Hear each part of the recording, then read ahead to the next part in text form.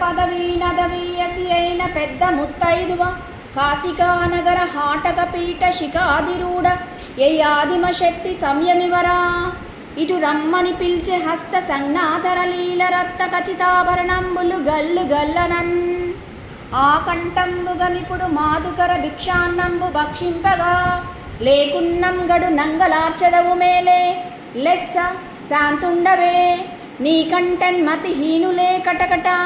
నీవార ముష్టింపచుల్ శాకాహారులు గంధభోజులు శిలోంచ ప్రక్రముల్ తాపసుల్